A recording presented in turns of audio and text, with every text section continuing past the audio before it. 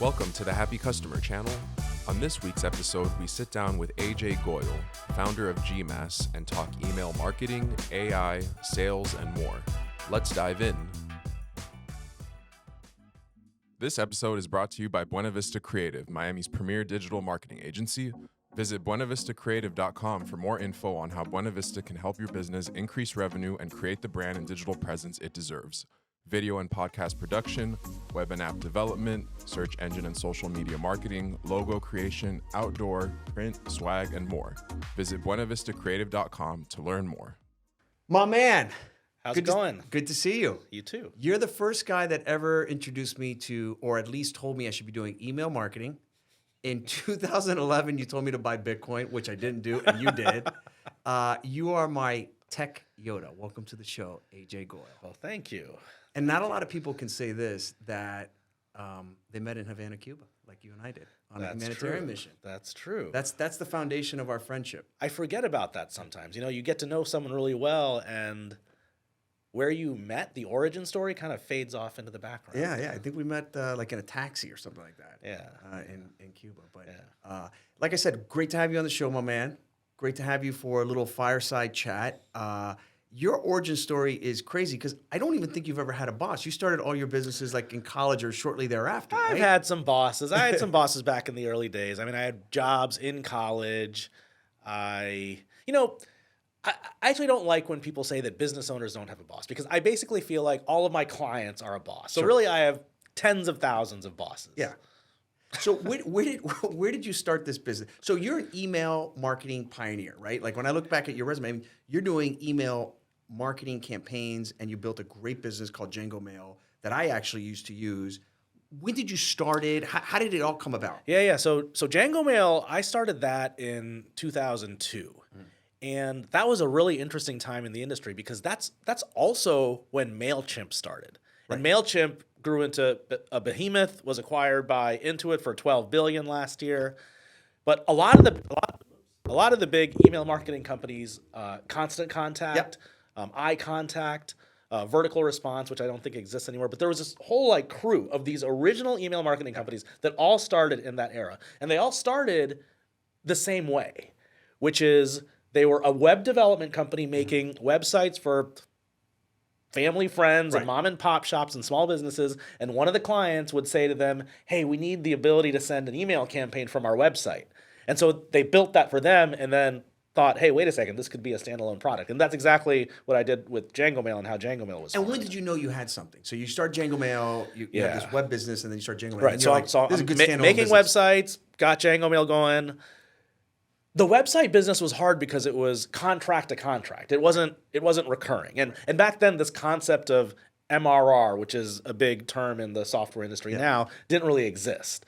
But the idea of, wow, there's revenue that's just recurring because it's a subscription business, that's kind of cool. And even though the subscription amounts were low, $50 a month, $100 a month, compared to the web development contracts, which could be $10,000 to $200,000, it just felt like there was something about to be born. Right. But I didn't want to let go of anything. I did both for a while, but then just users started signing on to JangoMail, and eventually I just started fading the web development business away, and JangoMail became the thing. And that's kind of right, because you and I moved to Chicago, I moved in 2005. When I moved in 2005, yeah. Yeah, 2005. Yeah. And we actually lived in the same building and never knew it, which is pretty funny, remember? One Superior? Yeah, we used to live in the same building, and then we figured it out years later. We had the same barber, the whole thing. Right? We have a lot in common. Right. But so 2005, and I remember that period a little bit shortly thereafter, 2007, there was kind of like a tech boom in Chicago, because you had Groupon, you had Braintree, and then for the first time, pretty much ever, was all this VC money that went into Chicago. And I remember talking about business with people. It was all much like, how much did you raise, and what was this round? Instead of like, wait, what about the business? But you've never taken outside capital. You've bootstrapped and self-funded all your businesses, correct? Yes, I've only ever run a bootstrap business. I've considered that route, and it seems like the companies that go that route tend to make the headlines and become more famous, and perhaps even have the bigger exits. But the thing I don't like about that route is that as a CEO, you spend the bulk of your time pursuing that 100%. and managing that once you get it. Right. And I'm a software developer by background, Yeah. and that's what I still enjoy doing. So it just wouldn't make sense for me to do that. It might propel growth, but it wouldn't propel happiness. Right. Yeah, because I always wondered with you, you never went that route, but you always ran these, you sort of streamlined all your businesses. Like you and I famously joke is that you hate salespeople. I don't think you've ever had a salesperson, but you've generated, lots of growth and built really nice businesses. And streamlining it. How did you operate so lean for so many years? Yeah, well, right. I've never really built a sales team, and I've never really liked salespeople. But what allowed me to think like that and operate like that is just inbound lead generation and the internet and search engines and pay-per-click marketing and Google ads and now LinkedIn ads and Facebook ads and Twitter ads and all the ways you can get people to your website to try to make a sale. And to take that one step further about how I don't like salespeople, I really don't like working with people in general. So I know this. So you probably, as a CEO yourself, you probably get cover letters from applicants to jobs who want to apply to your company, and they might say, "Hey, Mr. Areola, I'm a great fit for your company because of X, Y, and Z. I can work well both as an individual and as part of a team." Like how many times have you seen that line? Dozens. So that's not me. Like I don't feel like I work well as part of a team. No, you don't. I've read your blog, but continue. And so I've built the organization around empowering people to be able to do their roles without really having to work in a team. There's some collaboration that happens in conversations, but for the most part, I run lean because each individual in the company has a lot of responsibility, and it's stuff that they can do for the most part on their own. JangoMail peak. How many employees did you have? 12. It's 12. crazy, right? Yeah, You had this great size top line, revenue business, and you're in it with 12. I think the new tech guys, because the VC money starting to dry up a little bit, they're starting to get religious about the burn rate. And oh, by the way, I have to have a company with revenue, and I got to control costs, and I have to show a profit at the end of every month. Yeah, right? so that's a shift that's been happening just in the last couple of nuts. years, only because interest rates are higher now. Valuations have gone down. Yes, everything. yeah. But for a good 20 years, profit didn't matter, and I suspect that the pendulum will swing back the other way in time. So right now, a JangoMail or my current company GMass, that's a hot thing because it's organic and profitable. Yeah. But the growth rate isn't as strong as perhaps a VC-funded company might be. But the attractiveness has shifted towards companies like us for now. When you sold JangoMail, what drove that? Because you ran that business for 17, 18 years. How many years? 12. 12, okay. Yeah. 12 years, and then you sold it. What drove it? Yeah. Oh, man, a Because you bunch seemed of factors. pretty happy, right? You were working on the business, not in the business. No, that's not true. No, it's not true. You I were was in the like weeds? knee deep in the weeds, in the code, fixing bugs, features, dealing with customers. I've never been really good at stepping out and working on that big picture. But to answer your question, I was a mess of a person when I sold JangoMail. I really wasn't happy. I mean, I was probably, you could say, depressed, and I just didn't have a lot of. I just didn't feel confident as a person, and I wanted to. I felt like I needed to unburden myself from this thing that was just this persistent. It felt like a thorn in my side because there were always problems to deal with, always fires to put out, and I was sad and lonely and just working a lot. I just wasn't enjoying my life, and I wanted to free up my mind just to explore the world. And You and I have talked about taking retirement in installments, meaning most people when they retire, let's say if you're lucky, late 60s, 70s years old, but by the time you're 70 years old, you're pretty worn out, right?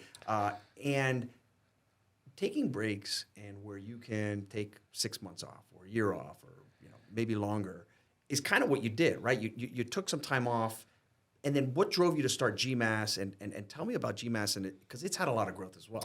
yeah, well, taking time off is kind of a funny thing in tech and in software in general. So yeah, when JangoMail got acquired, I worked for the new owner for a year or so, and then experimented with some other ideas for another year before starting GMass. But taking time off is dangerous because the software world moves so fast, and languages you and lose platforms. a little bit of your fastball. Yeah. So when I started GMass, it was a hurdle to climb over to be able to just write code again and develop something, because the stuff had changed from the stuff I was using when I built JangoMail. Right. What was your question again? My question is the theory of sort of taking time off, right? Yeah. Taking a nice brain, brain rest, and then getting back into it. What was your thought process in doing that? And how'd you get back? Oh, how did I get back What drove into you to it? start GMass? Well, that was by accident. I never thought I'd be back in the email campaign sending business again. What happened is I had developed this other product, which I was hoping would be a big thing. Right. The idea of that product was I had a staff of people, editors, that would write and proofread your emails for you. That didn't really get the traction that I wanted. But around that time, I had this need for like sending a small email campaign from my Gmail account. I saw that there was nothing really good to do that. And a lot of the code for this proofreading product could be used to build a similar solution. So it's kind of odd how it happened. I was living in Hawaii at the time with my girlfriend because she was doing some yoga teacher training. And I was living in this hotel for a month while my girlfriend completed her yoga training. And that's when the idea was born. And within a couple of weeks, I had a working prototype of what would become GMass. So it was developed in Hawaii in this hotel room, just as an offshoot of this proofreading product. And I just remember when I thought of the idea, it felt like I had to be the guy to do it because of my JangoMail background. Right. And because I understood everything about the internals of Gmail and some of the Google APIs from having built the proofreading product, I'm like, oh man, this is an opportunity, and I'm the perfect person to build it because no one else in the world has the combination of skills that I have like right now in this moment. And what is GMass? GMass is a plugin for Gmail that lets you send email campaigns from your Gmail account. Got it. So since you're my tech Yoda, you always give me warnings to look around corners here or there. I have to ask, chat, all the AI chat products, where do you think it goes? What is your sort of early assessment of all of them? Well, it's exciting, and it is revolutionary, and I think it's going to transform a lot of things. I feel like this is the equivalent of like Netscape 1.0 coming out. Okay. So first version of the web browser, like, wow, let's get a homepage set up. Right. ChatGPT is revolutionary, but very basic right now in what it does. And eventually, like, everything will probably incorporate some form of AI. The way you take notes, the way you listen to conference calls. The way you get a massage, the way you play sports, the way you train. This is like the beginning of a multi-decade revolution. Yeah. Give me 2 or 3 tech predictions over the next 5 years. Because you were right. Well, wrong, but you were definitely on the Bitcoin thing when you told me in 2011 I should buy Bitcoin. And I think it was like $5. Okay. Predictions for the next 5 years. Email campaigns, you were definitely ahead of the curve. Okay. I predict that SMS usage is going to go down. Okay, why? Because there's too much spam being sent over SMS, and there are all these better text message communication options for your phone, like WhatsApp and Telegram and Discord, that are just a better experience as well than text. Okay, I like that prediction. That's a good one. Number 2. Are you a big Discord user or no? No, I'm not either. I was just curious. I'm a big WhatsApp user, but even WhatsApp has its flaws and quirks. They all have their flaws. It's not perfect. Yeah. And then you're on no one all has these the perfect mobile messaging experience. And that's the. And iMessage is the worst. Yeah, I'm not a fan of it. It's kind of a disaster. And if they have a different operating system or Android phone, it's always a little sloppy. Okay, so you referenced my buying Bitcoin way back when. I think Bitcoin is going to be on the rise again. Okay. Just because there has been nothing invented to make payments easier. So there's no other system where you can pay someone instantly, Right. where the person receiving the payment doesn't have to pay a big fee. So that's what a credit card is. Right. So I can pay you instantly, but you probably hate me for paying by credit card because you're out 6%. Yeah. And credit card processors, they disguise their fees. Like even Stripe, who's like the biggest company in the credit card processing world, will tell a software startup, "Oh, our fees are 2.9% or whatever." It's not 2. It's like 6%. There's all this hidden stuff. Yeah. So that's why I think Bitcoin is due for a comeback. It's due for a comeback, and all the craziness that's going on right now in the banking sector, right? Yes, That definitely has a play. Where it goes, I don't know, but I agree with you. It'll be choppy, right? Yeah. So buckle up because it'll have its highs and its lows, but potentially there's some really good big opportunities. And I think it'll be an opportunity for what I just described, not because of one of the original selling points, which was anonymity, because you actually don't really have that much anonymity. No, at all. I mean, the government has proven that. Right. Well, the government's probably going to have some kind of digital currency as well, right? Like, I've heard of some proposals being passed, but I don't know the details of that. I just know that the world is ready and ripe for just a better way to pay people. It absolutely is. Let's take a step back. GMass, you have over 2 million clients, right? Customers, and my question is, I'm in a business that I have 30 customers, and they're all big brands or government agencies. You've got all these different consumers. How do you service them, right? So they have problems, they have questions. How do I use the system? How do you service that many customers? Well, our aim is to not have to service our customers. Our aim is for our users to be able to use the platform on a self-service basis without ever having to talk to us. It's our less technical users that end up having to talk to us because they just need help getting their campaign out or personalizing it or tracking it or what have you. So we do that by writing a ton of documentation, making a ton of YouTube videos, and just giving them the resources they need to support themselves. We don't want to be it's not my goal to run the world's best technical support operation. There are some companies like that. There are software companies, there are data providers and server hosting companies where they're part of their brand is to have the best customer service. Right. That's not our brand. That's not your brand. Right. Our brand is to make sending emails as easy as possible, to give you great technology to do it, to give you all the features and integrations you need, but we're not the hand-holding type. So we all know that you hate salespeople. How do you acquire clients? It's all through SEO, inbound marketing. Your old school email campaigns that drive. And actually, we have a pretty healthy affiliate program as well. Look at you. You're all grown up. I'm very happy to hear that. And that's something I did not do at JangoMail, but we have an affiliate program, so our users drive other users and get a cut. So there's a bunch of channels that bring us traffic. But it's been fun because there's stuff that I'm doing now that didn't exist back in the JangoMail days, like YouTube marketing. Yeah, right. Or podcasts. or podcasts or YouTube Shorts. All these interesting things. So all right, talk to me about spam. I get a ton of spam. How do I know that your GMass isn't like just sort of a spam machine? How do you police that? Walk me through it. Yeah. Well, the definition of spam has kind of evolved over the years. In the beginning, when email marketing first blew up and everybody started sending email campaigns, spam was defined as just any sort of unsolicited bulk email.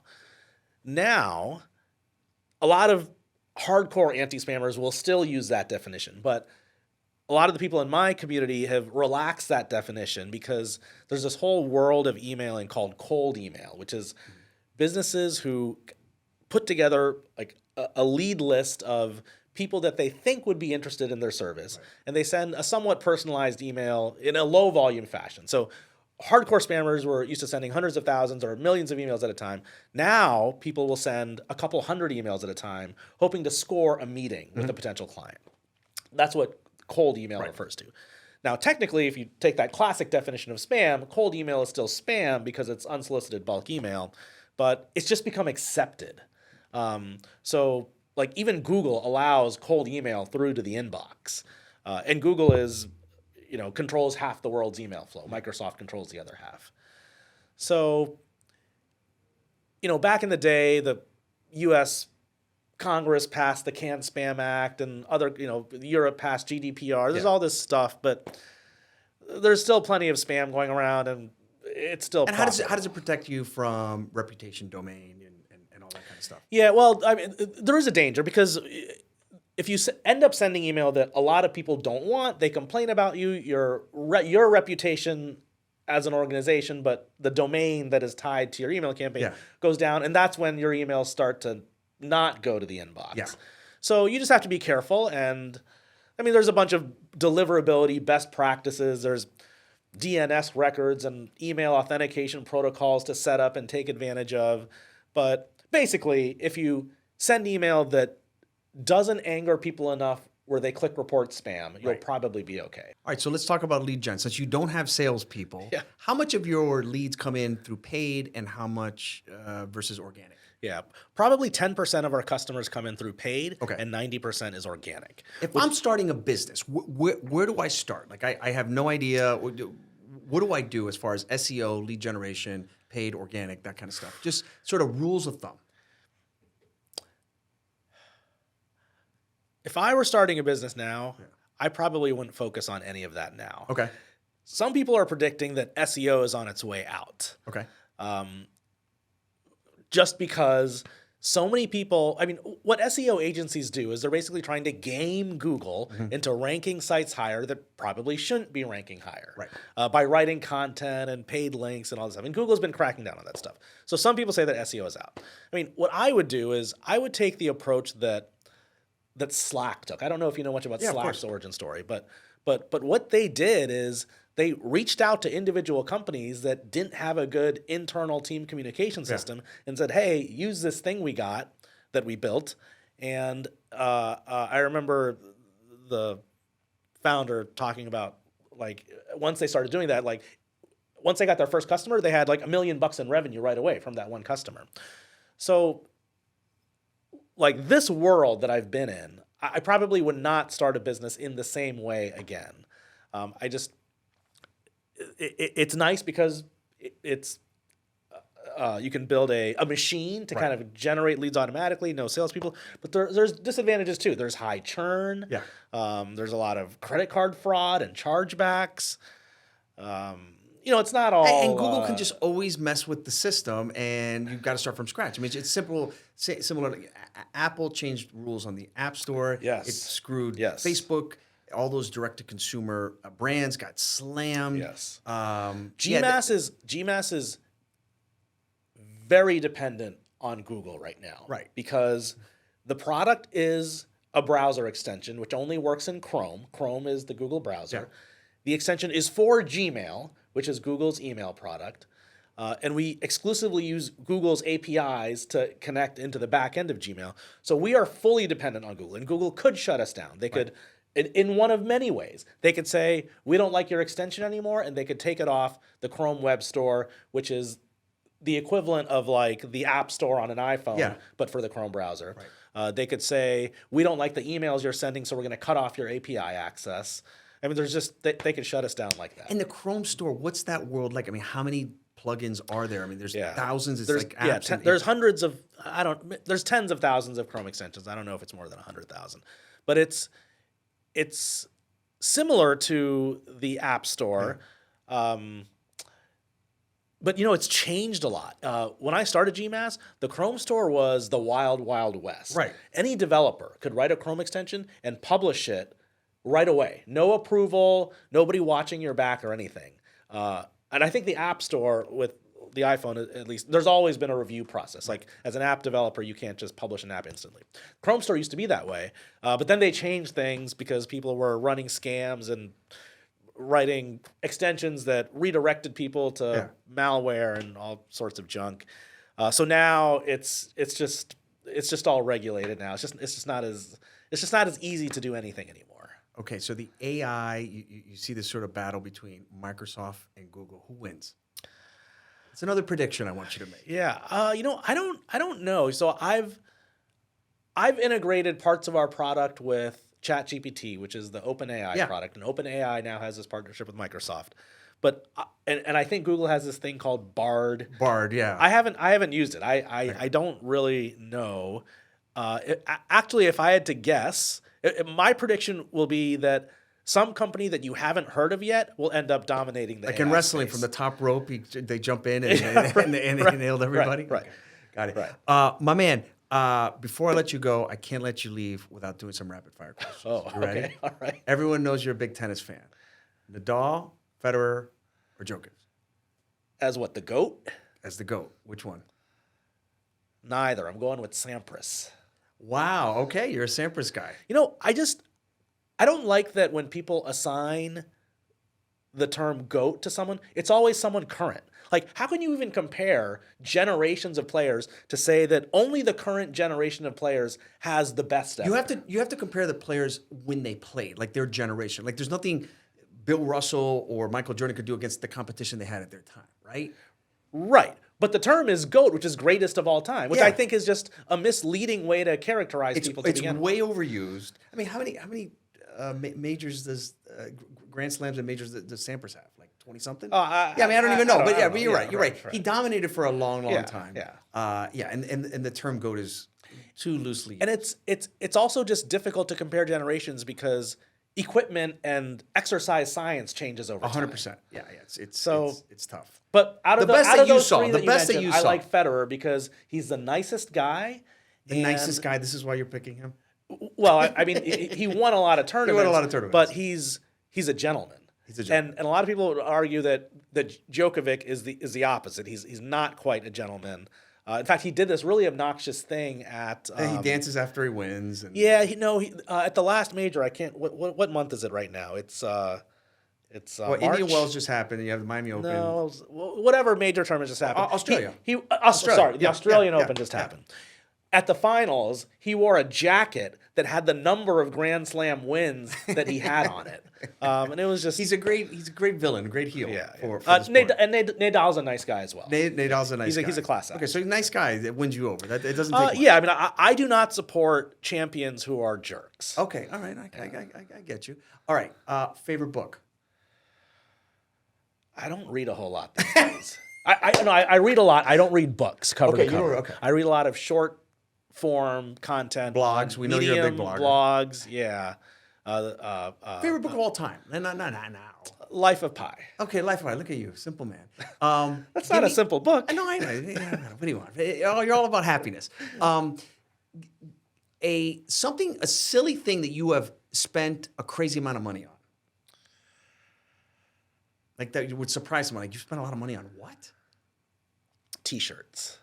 T-shirts. Yeah. So back when I was living in Chicago and I was single, I'd go shopping on Michigan Avenue, and when I started making decent money, I'd walk into like Gucci or Ferragamo, and I'd feel special because of the brand and it's from this high-end store. But in the end, it was just like a white T-shirt that I paid $800 for. Right. And I did a lot of that. You did a lot of that, yeah. You know what? And then to make what's the phrase? What's the to make matters worse or make matters worse. That's not the right. Anyway, edit that out.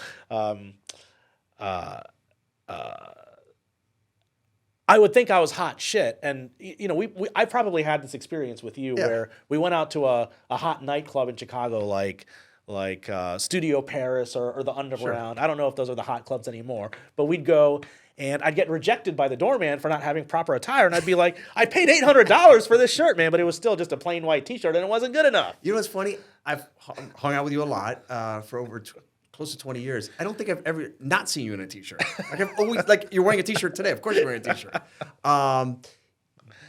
The thing you miss most about Chicago? The food.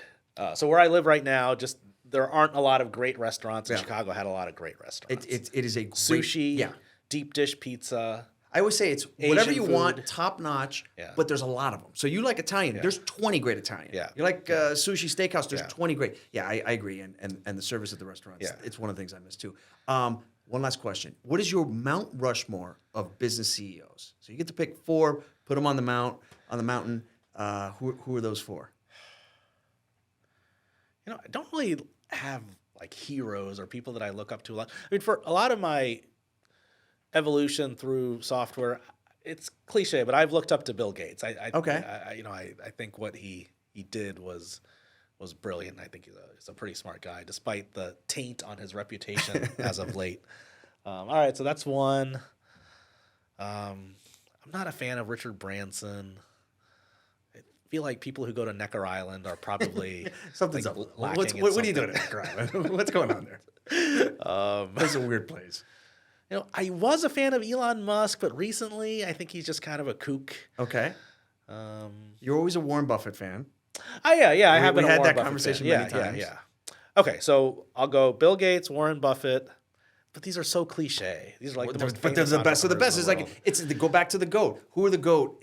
In basketball, you might pick, but you're gonna probably say Jordan, LeBron, Bill Russell, Will Chamberlain, in that order, right?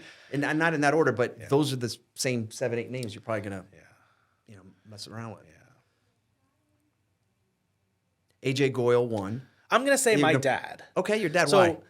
this story has not been documented, but my dad and the company he worked for at the time built what was probably the world's first word processor. Prior to Microsoft Word 1.0, prior to Word Star, which was this old Apple IIe word processor, my dad and his company built a word processor called Mass 11 in the early 80s.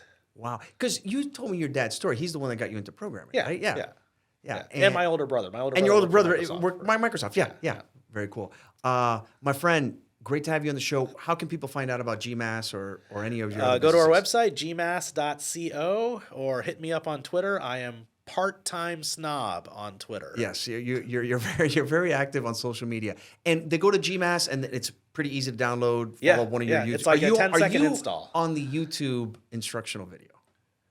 I am on some of them. Yes. Okay, I did the originals. I will be putting comments myself. after the show. On some of those. Sure. Now I have a really great content producer who does them for me. And what about your blog? Where can we read about you? Well, the GMass blog is gmass.co/blog. Okay. All right. We'll check that out. My friend, great to see you. It's been way too long. Let's do it again. And thanks for coming on the show. Sounds good, Dan. All right, brother.